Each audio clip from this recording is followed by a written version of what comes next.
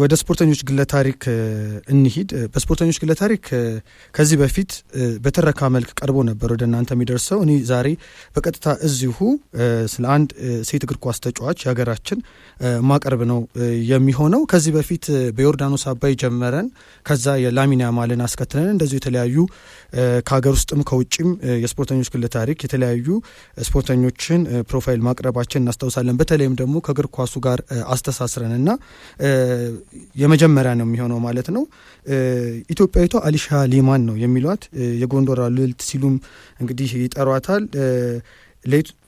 ሀገር ከተማዋ ለኢትዮጵያ እግር ኳስ ከዋክብትን ማበርከቷን ቀጥላለች። የኢትዮጵያ ብሔራዊ ቡድን የምንጊዜም ከፍተኛ ጎል አስቆጣሪው መንግስቱ ወርቁን፣ አምሳሉ ጥላውንን፣ ሀብታሙ ተከስተን፣ አለም ብርሃን ይግዛውና ናትናኤል ገብረ ጊዮርጊስን የመሳሰሉ ከዋክብት የበቀሉባት ይቺ ከተማ እንግዲህ ካንሱ መልካን ሰጥቶናል ማለት ነው። በሴቶች ደግሞ ካንሱ የመቻል የሴቶች ዋና ቡድን የተከላካይ መስመር ተጫዋችነት ይቺ እንስት እንግዲህ ልክ እንደ አውሮፓዊቷ አሊሻ ሊማን ከኳስ ችሎታዋን በላይ በቁንጅናዋም ትታወቃለች።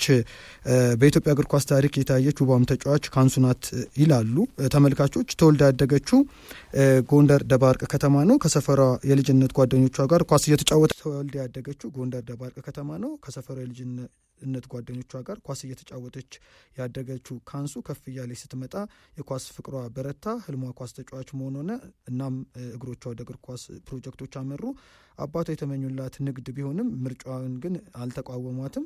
ከኳሱ ጎን ለጎን የአካል ብቃቷን ለማጎልበት ሩጫ ትለማመድ ነበር። የኳሱ መንገድ ፈተናው ሲበዛበት በኳሱ መልካም እድል እስካገኝ ለጊዜው ልሩጥ በሚል በሩጫው ገፋችበት። እንደውም በሩጫ የአማራን ክልል ወክላ አሰላ ለውድድር ቀረበች። አሰላ ጭራሽ ፈጽሞ ያልጠበቀችው አጋጣሚ ተፈጠረ። በነገራችን ላይ በእግር ኳሱ ዓለም ከአትሌቲክስ ወደ እግር ኳስ ከመጡ ተጫዋቾች የባርሴሎናዋን ሳልማ ፓራሌሎን ማንሳት እንችላለን እና እንደዚህ አይነት አጋጣሚ ነው ማለት ነው። የካንሱም በውድድሩ ላይ ድንቅ የአጨራረስ ብቃቷን ያዩ የመቻል መልማዮች በሯጭነት አስፈረሟት። የእግር ኳስ ብቃቷን ለማጠናከር ብላ የጀመረችው ሩጫ ሙያ ሆኖ በአትሌትነት ለመቻል ለመፈረም አበቃት። መቻልን የተቀላቀለችው በሯጭነት በመሆኑም የዕለት ተዕለት ተግባሯ ጠንካራ የሩጫ ልምምድ መስራት ብቻ ሆነ። ከኳስ ጋር ራቀች። ከልጅነት ልቧ ውስጥ የበቀለው የኳስ ፍቅር ግን ተስፋ ያልቆረጠችበት ህልሟ ሆነ። እግሯ ዘወትር ለትራክ ውድድር እየሮጠ ልቧ ዘወትር የእግር ኳስ ስታዲየምን እየናፈቀ ወራቶች ነጎዱ።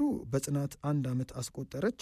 መቻል እነ ኃይሌ ገብረስላሴን በያዘበት መንገድ ካንሱንም ይዞ ወታደራዊ ስልጠናና ማዕረግ ሰጣት።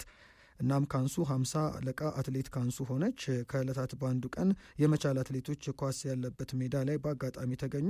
ልቧ በእግር ኳስ ፍቅር ሲነድ ማድረግና ማንቀርቀብ ጀመረች።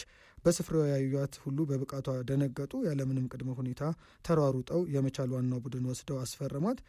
የልጅነት ምኞታን አገኘች ማለት ነው። በቀጣይ የዚህችን ተጫዋች ተከላካይ ስፍራ ተሰላፊ የመቻሏን የካንሱን ጉዳይ የምንመለስበት ነው የሚሆነውና በስፖርተኞች ግለ ታሪክ በትረካ ፕሮግራማችን በትረካ ነው የምናቀርበው በአብዛኛውና በሰፊው የምንሄድበት ነው የሚሆነው።